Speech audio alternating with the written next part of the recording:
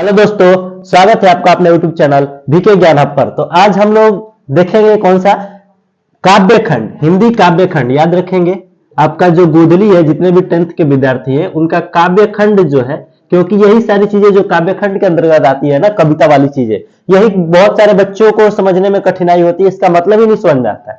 तो इसके लिए हम आपके पहले पाठ को लेकर आए हैं, जिस पाठ का नाम है राम नाम बिनु बिरथे जगी जन्मा, जिसके लेखक है हमारे गुरु नानक साहब। ठीक है, तो डेली ये वीडियो अपलोड होगी, हर एक काव्य खंड का चैप्टर वाइज चैप्टर। आपका ज्यादा मिनट का वीडियो नहीं रहेगा, आप आराम से शाम को देखेंगे इस वीडियो को। और आगे भी अभी सोशल साइंस का भी वीडियो अपलोड होगा, अभी हिंदी का चल रहा है ना, हिंदी और सोशल साइंस दोनों का आपका रेगुलर क्लास चलेगा। देखते हैं आज हम लोग पढ़ेंगे कौन सा हिंदी का काव्य खंड। जो पहला है गुरु नानक, जिसके लेखक है, पाठ का नाम है राम नाम बिनु बिरथे जगी जन्मा। गुरु नानक क्या है, तो सबसे पहले इनका परिचय देख लेते हैं। गुरु नानक जी का सबसे पहले क्या देखेंगे, परिचय। परिचय देखेंगे तो इस पाठ के लेखक हैं गुरु नानक, और गुरु नानक का जन्म कब हुआ था, तो 15 अप्रैल 1469। 15 अप्रैल 1469 ईस्वी को हुआ था इनका जन्म। याद रखेंगे, ये बहुत बार पूछ चुका है, ऑब्जेक्टिव में पूछता है कि गुरु नानक का जन्म कब हुआ था, 15 अप्रैल 1469 को। कहां हुआ था, तो ये हुआ था आपका पाकिस्तान के जो पंजाब प्रांत है, पंजाब प्रांत के तलबंडी नामक गांव में, तलबंडी नामक गांव में हुआ था, जिसको हम लोग क्या कहते हैं, जिसको एक और नाम से देता है नानकाना साहिब जगह। इस जगह को नानकाना साहिब भी बोलते हैं, और गांव का नाम था तलबंडी, जो कहा है पाकिस्तान के पंजाब प्रांत में है। गुरु नानक का जन्म हुआ था 15 अप्रैल 1469 ईस्वी को। उसके बाद एक और इंपॉर्टेंट क्वेश्चन पूछ सकता है कि इनके पिता का नाम क्या था, तो पिता का नाम इनके था कालूचंद खत्री। गुरु नानक के पिताजी का नाम क्या था, बोलते चलिए मेरे साथ साथ, तभी याद होगा, क्योंकि अब एग्जाम काफी नजदीक है। अब रटने वाली चीजें नहीं है कि आप बहुत दिन तक समझेंगे, जो समझना अभी फाइनल करिए इसको, इस चैप्टर से कभी आपका क्वेश्चन ना छूटे। पाठ का लेखक कौन है, गुरु नानक। गुरु नानक का जन्म कब हुआ था, 15 अप्रैल 1469 ईस्वी को। कहा हुआ था, पंजाब में, पंजाब प्रांत के कौन से गांव में, तलबंडी नामक गांव में। और उसको क्या कहा जाता है, नानकाना साहिब भी कहा जाता है। पिता का नाम था कालूचंद खत्री और माता का नाम था तृप्ता। माता का नाम क्या था, तृप्ता। याद हो जाएगा, माता का नाम तृप्ता और पिता का नाम कालूचंद खत्री।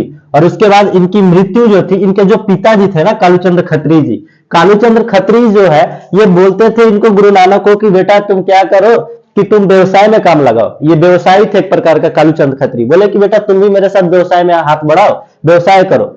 गुरु नानक बोले हम व्यवसाय नहीं करेंगे पिताजी, हम क्या करेंगे कि हम भक्ति धारा करेंगे। ये भक्ति में लीन हो गए, यानी कि ये भक्ति के पुजारी बन गए, अपना तन मन धन से भक्ति में लग गए। बोले हमको व्यवसाय नहीं करना है, हम भक्ति करेंगे। तो ये भी पूछता है कि निर्गुण भक्ति धारा, भक्ति धारा में भी कौन सी भक्ति धारा, निर्गुण भक्ति धारा। निर्गुण भक्ति धारा का मतलब क्या होता है कि ये जितने भी तुम्हारे पूजा पाठ, मूर्ति पूजा जो है, मूर्ति पूजा भक्ति करते थे, लेकिन मूर्ति पूजा और कर्मकांड का नहीं। ये जो निर्गुण भक्ति धारा आप देख रहे हैं, इसका मतलब होता है कि मूर्ति पूजा और कर्मकांड का विरोध करने वाले। ये जहां भी मूर्ति पूजा होता है तो वहां पे ये क्या करते हैं कि विरोध करते हैं, बोलते मूर्ति की पूजा नहीं करो, पूजा करनी है तो दिल से करो, तन मन धन से करो, मूर्ति दिखाने की जरूरत नहीं है। तो ये कौन से धारा के कवि थे, तो निर्गुण भक्ति धारा के। क्वेश्चन पूछता है कि निम्नलिखित में से निर्गुण भक्ति धारा के कवि कौन है, तो गुरु नानक। टिक करेंगे कौन सा, गुरु नानक। तो ये भक्ति में लीन हो गए और वहीं से अपने जो जितना भी अपना तन मन धन पूरा जीवन अपने लगा दिए, किसमें, भक्ति में। जिसमें इस पाठ में आपको 2 पद दिखने को मिलेंगे। जो प्रथम पद आपको बोर्ड पे नजर आ रहा होगा, इसका दूसरा पद अभी इसके बाद, ये पढ़ाने के बाद दूसरा पद हम लोग एक्सप्लेन करेंगे। पहले पद में इन्होंने दिखाया है राम नाम के बिना क्या क्या चीजें होती है, नहीं होती है। और एक इंपॉर्टेंट बात यहां से देख लीजिए, इनकी प्रमुख रचना। इनकी प्रमुख रचना जो है, इन्होंने क्या क्या लिखा है, ये काफी पूछता है, याद रख लेंगे। ये रचना किए हैं जप्पू जी, आशा दीवार, रहीरास और सोहिला। ये 4 गो रचना है जो इनका काफी इंपॉर्टेंट है, और एग्जाम में पूछता है, ये पूछ देगा, देखे कि जप्पू जी किसकी रचना है, तो गुरु नानक की। आशा दीवार किसकी रचना है, गुरु नानक की। रहीरास किसकी, गुरु नानक। ये चारों जो है किसकी रचना है, गुरु नानक की रचना है। और एक क्वेश्चन पूछता है कि जब ये मृत्यु हुई थी, इनकी मृत्यु कब हुई थी, अभी बताया ना कितने तारीख को मृत्यु हुई थी। इनकी मृत्यु हुई थी 22 सितंबर, मृत्यु 22 सितंबर 1539 ईस्वी को। इनकी मृत्यु कब हुई थी, 22 सितंबर 1539 ईस्वी को। ये भी कहा हुआ था, तो पाकिस्तान में हुआ था। किस जगह पर, करतारपुर। ठीक है। इनकी मृत्यु कहाँ हुई थी? करतारपुर में हुई थी 22 सितंबर 1539 ईस्वी को पाकिस्तान में। और इनकी जब मृत्यु हुई थी उस समय इनके मुंह से एक शब्द निकला था, वाहे गुरु। वाहे गुरु, वाहे गुरु कहते हुए ये अपने प्राण त्याग दिए। ये अंतिम शब्द था उनके जीवन काल का। पूछ सकता है कि जो गुरु नानक थे उनके मरते वक्त जब वो मर रहे थे तो उनके मुंह से कौन सा आवाज निकला? तो वाहे गुरु।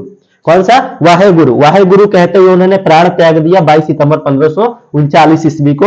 और ये जो थे किस धर्म के प्रवर्तक थे? सिख धर्म के। याद रखेंगे, ये किस धर्म के प्रवर्तक थे? सिख धर्म के प्रवर्तक। ये भी पूछता है कि किस गुरु नानक किस धर्म के प्रवर्तक थे? सिख धर्म। या कहेगा कि सिख धर्म के प्रवर्तक कौन थे? तो गुरु नानक। ऑब्जेक्टिव आएगा ये सबसे, और ऑब्जेक्टिव ज्यादातर बनता है तो ऑब्जेक्टिव के लिए आपको इनका परिचय पढ़ना पड़ेगा। हाँ, एग्जाम देने जाने से पहले एक बार हर एक चैप्टर का हिंदी के लेखक का परिचय पढ़ के जरूर जाइएगा। चलिए, तो अब हम लोग शुरू करते हैं। ये समझ में आ गया आपको, और ये मक्का मदीना का यात्रा भी किए थे। चलिए अब हम लोग पाठ को समझते हैं। पाठ को समझेंगे। पहला कह रहा है कि राम नाम बिनु बिरथे जगी जन्मा। राम नाम के बिना बिरथे जगी जन्मा, इस जगत में जन्म लिए हो, इस धरती पर जन्म लिए हो, राम नाम के बिना। बिखू खावे बिखू बोले, बिनु नावे निहफलु मटी भ्रमणा। यानी कि राम नाम के बिना तुम इस जगत में जन्म लिए हो, यहाँ पे इस धरती पे आए हो, तो जब तक तुम राम का नाम नहीं लोगे तब तक तुम्हारी जीवन सफल नहीं मानी जाएगी। तुम यहाँ पे इस जगत में तुम काम लायक नहीं हो जब तक तुम किसका नाम नहीं लोगे? राम का नाम नहीं लोगे। इसलिए सुबह शाम राम राम हरे कृष्णा बोलते रहिए। उसके बाद बिखू खावे बिखू बोले, यानी कि अगर आप राम का नाम नहीं लेते हैं तो जो आप खाना खाते हैं वो विष के समान होगी, और आपकी बोली भी किसके समान मानी जाती है? विष के समान। अगर आपके मुंह से राम का नाम नहीं निकलता है, आप खाना खाते हैं, तो आपका समझ जाइए कि जो आप बोल रहे हैं ना वो विष के समान बोल रहे हैं, क्योंकि आपने राम का नाम नहीं लिया। बिनु नामे नहीं फलू मटी भ्रमणा, यानी कि बिना राम नाम के बिना आपकी मति जो है ना वो सब भ्रष्ट रहेगी। आप इधर मोह माया में भटक के मर जाएंगे एक दिन। इसलिए आप क्या करते रहिए? राम नाम लेते रहिए। पुस्तक पाठ व्याकरण बखाने, संध्या कर्म निकाल करे। पुस्तक पाठ, जैसे हम लोग किताब पढ़ रहे हैं, सुबह शाम व्याकरण भी पढ़ रहे हैं, ग्रामर पढ़ रहे हैं, किताब पढ़ रहे हैं, बखान रहे पूरा। बखान करने का मतलब कि पूरा किताब को पढ़ रहे हैं अच्छे से, ग्रामर पढ़ रहे हैं अच्छे से। संध्या कर्म निकाल करे, सुबह दोपहर शाम, सुबह दोपहर शाम में हम लोग भक्ति करते हैं, गाना गाते हैं मूर्ति के सामने जा जाके, तो वो सारी चीजें करते हैं। बिनु गुरु शब्द मुक्ति कहा प्राणी, राम नाम बिनु अरुझी मरे। बिनु गुरु शब्द यानी बिना गुरु के शब्द के बिना, गुरु शब्द यानी बिना गुरु जी के शब्द के बिना मुक्ति कहाँ है? आपकी मुक्ति कहाँ मिलेगी? जब तक गुरु शब्द नाम नहीं लेंगे, राम नाम नहीं लेंगे, आपको मुक्ति मिलने वाली नहीं है। कहा प्राणी राम नाम बिनु अरुझी मरे। अरुझी का मतलब कि उलझ कर, आप मोह माया में उलझे रहेंगे। भाई बहन, माता पिता, दुनियादारी, ये सारी चीजों को देख के क्या करेंगे? आपस में मोह माया में मिलके एक दिन मर जाएंगे। और लेकिन आप क्या करेंगे? आपको मुक्ति नहीं मिलेगी। मुक्ति मिलेगी कब? जब आप राम का नाम लेंगे तब। उसके बाद दंड कमंडल सीखा सूत धोती तीर्थ गवनु अति भ्रमण करे, यानी कि दंड कमंडल ले लिए हैं, देखते हैं ना साधु संत का, तो इनका कहना है कि अपने आप को साधु संत दिखाने के लिए, अपने आप को स्वामी कहलाने के लिए हम लोग दंड कमंडल धारी कर लेते हैं। दंड कमंडल उठा लेंगे। सीखा का मतलब क्या होता है? ये ऊपर से निकला होता है ना बाल, चुड़की जिसको बोलते हैं, चुड़की।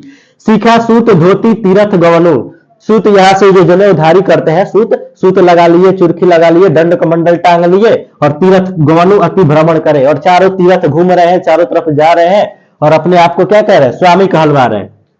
राम नाम बिनु शांति न आवे, जपी हरि हरि नाम सुपारी परे, यानी कि आप कितना भी तीर्थ कर ले, कमंडल धारी कर ले, अपना जनेऊ धारण कर ले, चुरखी रख ले, दंड कमंडल टांग ले, और कितना भी यात्रा कर ले, तीर्थ कर ले, आपको कोई भी शांति नहीं मिलेगी। शांति कब मिलेगी? राम नाम बिनु शांति न आवे, राम नाम के बिना शांति नहीं आती है।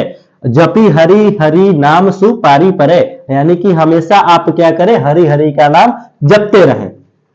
जटा मुकुट तन भस्म लगाई, वसन छोड़ी तन नगन भया। अब देखिए, कुछ तो साधु संत ऐसे होते हैं, जटा जानते हैं ना, बाल को बड़ा बड़ा कर लेंगे, जटा मुकुट तन भस्म, तन यानी पूरे शरीर में भस्म लगा लेंगे, जिसको राख लपेट लेते, ऐसे लगता है कि पूरा एकदम भगवान ही प्रकट हो गए हैं। भस्म लगाई वसन छोड़ी तन नग्न भया, यानी कि वसन छोड़ी वस्त्र को भी छोड़ देते हैं और एकदम नग्न हो जाते हैं, राख लपेट लेते हैं शरीर में, जटा धारण कर लेते हैं, मुकुट धारण कर लेते हैं। तो वही कह रहे हैं कि जटा मुकुट तन भस्म लगाई वसन छोड़ी तन नगन भया, जेते जिया जंत जल थल महियल जत्र तत्र तू सरब जिया। जेते जिया जंत जल थल महियल, महियल का मतलब होता है कि संसार, इस संसार में अगर जीना है तो आपको क्या करना पड़ेगा, इधर उधर भटकने से, मोह माया में पड़ने से कोई फायदा नहीं है, आपके जीवन का शांति नहीं मिलेगी। आप दिखावटी का पूजा पाठ नहीं करें, दिखावटी का आप यहाँ पे कहने का मतलब इनका अर्थ ये है कि दिखावटी जो लोग करते हैं कि हम पूजा करते हैं, देखो हम कमंडलधारी है, जटाधारी है, मुकुटधारी है, तो वो चीजें आपको नहीं करनी है। इस संसार में जत्र तत्र तू सरब जिया, अगर तुम इस संसार में जी रहे हो तो राम का नाम लेते रहो। गुरु प्रसादी राखिले जन को हरिरस नानक झोली पिया, यानी कि गुरु प्रसादी राखिले जन को हरिरस नानक झोली पिया। झोली का मतलब क्या होता है, झोली का मतलब होता है कि उसका रस, झोल जिसको कहते हैं ना। तो गुरु प्रसादी राखिले, गुरु कहने का मतलब यहाँ पे गुरु नानक, किसने, गुरु नानक, प्रसादी राखिले जन को हरिरस नानक झोली पिया, और उन्होंने क्या किया कि हरिरस का झोल बना के, घोल बना के, एकदम हरिरस एकदम घोल बना के क्या कर लिए, पी लिए। तो ऐसे भी आपको करना चाहिए, सुबह शाम रात दोपहर हमेशा राम का नाम लेना चाहिए। और जितने भी ये मूर्ति पूजा हो रहे हैं तो ये मूर्ति पूजा के खिलाफ थे, गुरु नानक जो थे क्या कहते, मूर्ति पूजा के खिलाफ थे। और ये कह रहे हैं कि गुरु नानक को हरि रस नानक झोली पिया, यानी कि आप हरि का नाम लेके, राम का नाम लेके उसका जो घोल है ऐसे पी जाइए कि हमेशा आपके मुंह से राम का नाम निकले और हरि हरि हरि का नाम निकले। ठीक है, तो ये चैप्टर जो है आपको कैसा लगा, समझ में आया। ये पद, ये था प्रथम पद। ये प्रथम पद में किसके बारे में बता रहे, राम नाम के बिना बता रहे हैं कि राम नाम के बिना हमको क्या क्या होता है, नहीं होता है। अगले पद में हम लोग पढ़ेंगे कि अभी इसके बाद अगला पद देख रहे हैं इसमें, इसको तब तक साफ कर ले। अगर चलिए आइए, हमने बोर्ड साफ कर दिया, ज्यादा टाइम ना लगे, वीडियो ज्यादा लंबी हो जाएगी। ये अब दूसरा पद है, ये कौन सा पद है, द्वितीय पद है। वो था पहले वाला प्रथम पद था, ये है आपका द्वितीय पद। द्वितीय पद में क्या है देखिए, द्वितीय पद में कह रहे हैं कि जो नर दुख में दुख नहीं माने, सुख स्नेह अरु भय नहीं जाके कंचन माटी जाने। इस लाइन का मतलब समझिए, जो नर दुख में दुख नहीं माने, यानी कि जो व्यक्ति दुख को दुख नहीं मानता है, उसको भी अपना सुख ही मान के मतलब कि समर्पित कर लेता है। मान लो कि किसी को दुख हो रहा है ना, तो वो इंसान थोड़ा सा भी अपने आप पे शर्मिंदगी महसूस नहीं करता है कि हमको दुख हो रहा है। जो व्यक्ति दुख को दुख नहीं माने, यानी जो व्यक्ति दुख में दुख नहीं मानता है, सुख स्नेह, स्नेह का मतलब कि सुख से लगाव, सुख स्नेह अरु भय नहीं जाके कंचन माटी जाने, यानी कि सुख के प्रति वो मतलब कि सुख के प्रति आकर्षित नहीं होता है और दुख को दुख नहीं जानता है। वो ये नहीं चाहता है कि हमको ज्यादा सुख मिले, हमको दुख हो रहा है, ऐसा नहीं। जो व्यक्ति दुख को दुख नहीं माने, सुख स्नेह अरु भय नहीं जाके कंचन माटी जाने, यानी कि कंचन का मतलब होता है आभूषण, आभूषण यानी सोना, कंचन का मतलब सोना, जिसको गहना बोलते हैं, वो कंचन माटी जाने, यानी कि जो व्यक्ति दुख को दुख नहीं मानता है, दूसरे को सोना को भी माटी समझता है, वैसे व्यक्ति के बारे में बात हो रही है। नहीं निंदा नहीं स्तुति जाके लोभ मोही अपमाना, नहीं निंदा, नहीं किसी की निंदा करता है, निंदा करने का मतलब नहीं किसी का मजाक उड़ाता है। नहीं स्तुति जाके लोभ मोह अभिमाना, नहीं वो किसी प्रकार का लोभ करता है, लालच करता है, नहीं किसी के प्रति ज्यादा मोह रखता है और नहीं किसी के प्रति अभिमान यानी अपने अंदर घमंड नहीं रखता है। जो व्यक्ति नहीं निंदा नहीं स्तुति जाके लोभ मोह अभिमाना, यानी कि जिस व्यक्ति के अंदर किसी के प्रति लोभ नहीं है, लालच नहीं है, किसी के प्रति निंदा नहीं करता है, अपने आप पे अभिमान नहीं करता है, घमंड नहीं करता है।